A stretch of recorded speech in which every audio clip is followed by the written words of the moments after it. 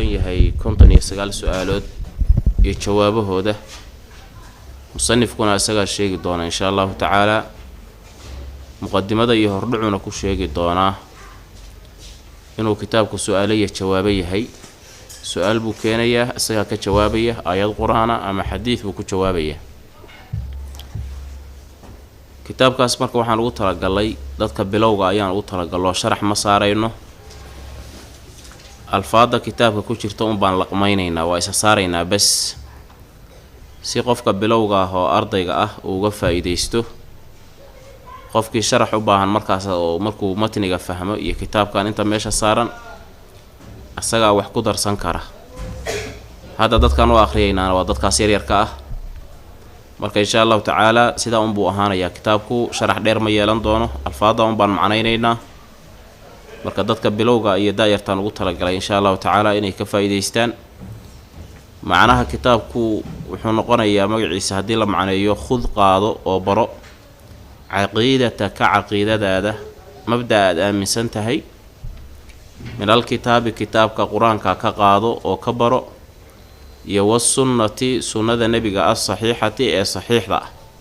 macnaha qofku diinta iyo mabda'a iyo caqiidada iyo usuusha wuxuu ka qaataa waa aslaynka wax loo yaqaan waxyiga kitaabka quraanka iyo sunnada nabiga khud caqiidataka saasana loogu dhawaaqayaa deelka iyo ta'daalka iyo taada waa la kordhigayaa waxaana iskale nin loo yaqaan Sheekh Maxamed ibn Jamil Zaynu oo reer Suuriya ah kabacdina adigu wuxuu u soo wareegay magaalada Mako daarul xadiis meel la yiraahdo wuxuu ka akhrin jiray Mako daraasaadka iyo xadiidka iyo kitaabo dhowrana waa leeyahay uu qoray turaad fiican buu ka tagay ummadda islaamka uga tagay dhaxal fiican kabacdina uu dhintay meesha uu ku dambeeyana Maka ahayd oo ku dhintay uu ku geeriyooday Ilaahay ha u naxariisto kitaabkaana wuxuu helay qabuul badan oo ummaddu aad bay uga faa'iideysteen ummadan ummadda kamid ah Ilaahay ku anfacay marka kitaabkaas aynu akhriyayna insha Allah ta'ala ardada dhageysanaysan waxa laga rabaa inay soo xifdiyaan qofkii kale oo dhageystana inuu cinaayo siyaasagana laga rabaa insha Allah ta'ala iyo waqti ku bixiyo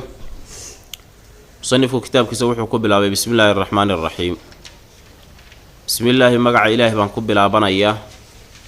allihii ar-rahmaani naxariista guud ahaaneed naxariisanayay oo khalqigiisa naxariista gaarsiinayay allihii ar-rahiimi naxariista gaar ahaaneed khalqigiisa u naxariisanayay oo muuminiinta gooni ugu naxariisanayay aakhira marka la tago magaca ilaahi wuxuu ugu bilowday kitaabka quraanka ah faatixadu kor marka laga soo bilaabo ka bilowdaayo bisinka kamid ah nabigeenuna wuxuu dhaqan u lahaa markuu kitaab qorayo oo dad rasaa'il iyo fariimo u dirayo inuu magaca ilaahi ku bilowdo wixii wanaagsan oo marka soo qabanaya marka bisinka ilaahi lagu bilaabo quruxsan oo wanaagsan oo sunnada nabiga ah innal hamda mahad lillahi ilaahi bay u sugnaat innal hamda mahad lillahi ilaahi bay u sugnaato ilaahi baa mahadsan nahmaduhu ilaahi waa mahadinaynaa oo waa amaanaynaa wanastaciinuhu ilaahi kaalma ayaan weydiisanaynaa wanastaghfiruhu dambi dhaaf ayaan ilaahi ka dalbaynaa oo ka codsanaynaa inuu dembigayaga dhaafo wanacuudu waxaan ka magangelaynaa billaahi alle min shuruuri anfusinaa nafta nugu jirta sharkeeda nafafyaalkayaga shararkooda ayaan ilaahi ka magangelaynaa iyo wasayi'aati acmaalinaa acmaasheena xumaheeda iyo sayi'aadkeeda iyo waxa xun oo ka imaanaya man ruuxa yahdi uu hanuuniye allaahu alle falaa mudilla wax dhumiyaaye lahu ruuxa uma sugnaan oo baadiyeyn kara waman ruuxa yudlil ilaahi uu baadiyeeyo diinta garab mariyo falaa haadiya wax hanuuniyaa lahu asaga uma sugnaan wa ashhadu waxaan qirayaa oo aan ka markhaati kacayaa allaa ilaaha ilaa xaq lagu caabudaa inuusan jirin ila allaahu alla maahane waxdahu keligii xaalo uu yahay laa shariika cid wax la wadaagtaana lahu alla uma sugnaan oo wax la leh wa ashhadu waxaan qirayaa anna muxammadan nabi muxamed sala allahu calayhi wasalama cabduhu ilaahay addoonkiisii inuu yahay iyo wa rasuuluhu rasuulkii alle amaa bacdu intaa ka bacdi fa haadihi tani وحو إشارة يا وكتاب كلية هذه تن أسئلة وسؤاله هامة أو مهمة أسئلة في العقيدة عقيدة الإسلام كقصابصا أجيب وانك جوابي عليها سؤالها سؤالو كينيا هدنا وحليه أجيبها وانك جوابي عليها ضشيدة مع ذكر الدليل أنا وليب الدليل كذا الشيء دليل كتاب القرآن يا سنة ومن القرآن كأه يوال حديث كالنبي صلى الله عليه وسلم دليل كأشيء يوكو جوابي وكتاب كأله آيات كامدة يا سنة النبي صلى الله عليه وسلم حديث كامدة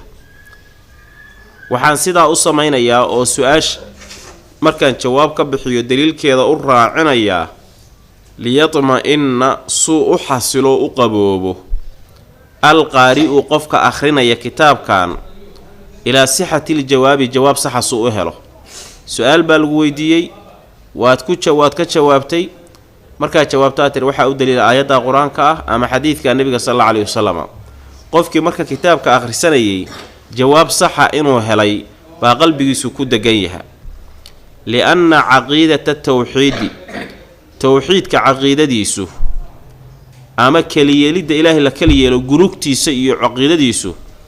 أساس سعادة الإنسان إنسان وقفك بني آدم كه أين جانوي قفك بني آدم كه إنسان كه سعادة ديسة سعادة ومحو الليبان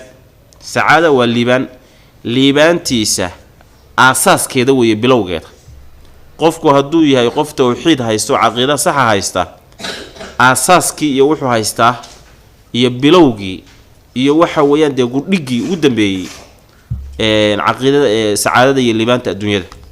في الدنيا ده والآخرة آخره والله ألي أسأله وحن ويدي سنية أن ينفع إنو كو أنفعه بها رسالة إيا سؤالها المسلمين مسلمين تينو كو أنفعه ويجعلها إنو كييله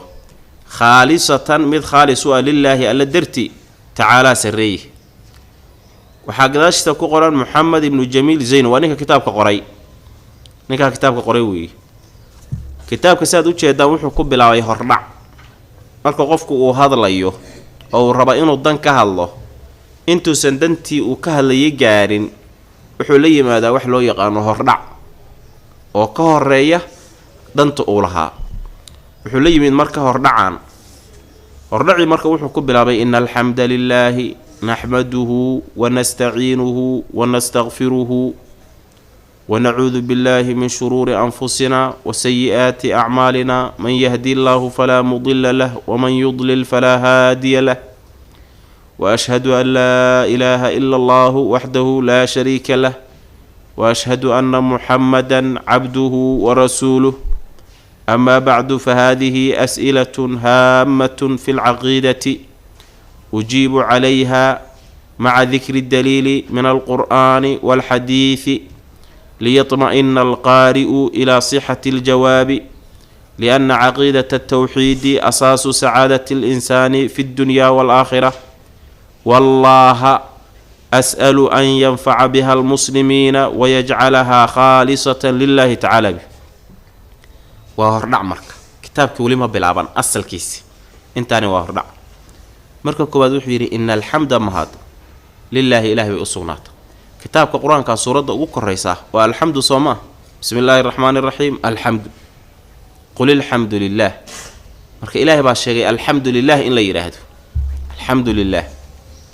نحمده إلهي وان أمانينا برواقوين بضنب إلهي إنه وقال برواقوين كيوناقا ونسيان كو أمانينا ونستعينه إلهي كالما ويدي سنينايو كتاب كان هدا أدقى سنيسان هدا تراه إلهي ويقو كالمه إنان كتاب كافهمه وأن أخرسته وأن رميستره وإلهي أقو أنفعه وأن أمد أنه أكو أنفعه وحقو تره تقف إلهي برياته وحان قبنا رجاء إلهي نوكا أقبليه إلهي كالمو ويدي سمرك دنت الليضة هاي هديته من الديو يهديته من آخر با إلهي ويدي سكالمو ونستعينه ونستغفره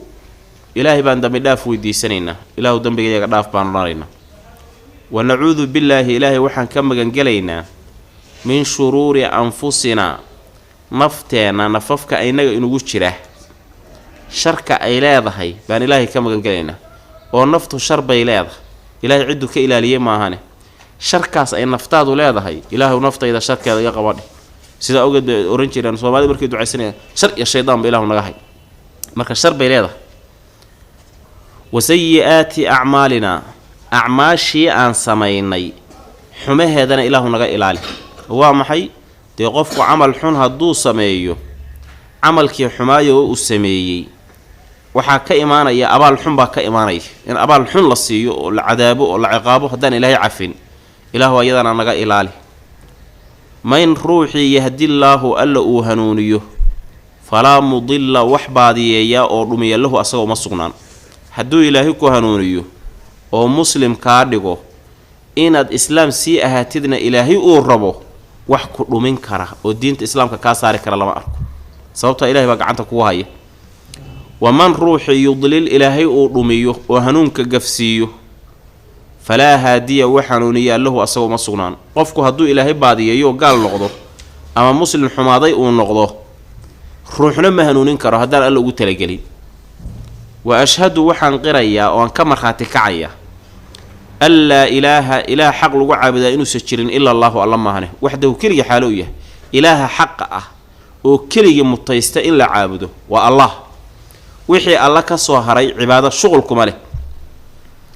laa shariika cid wax la wadaagtaa lahu alla uma sugnaan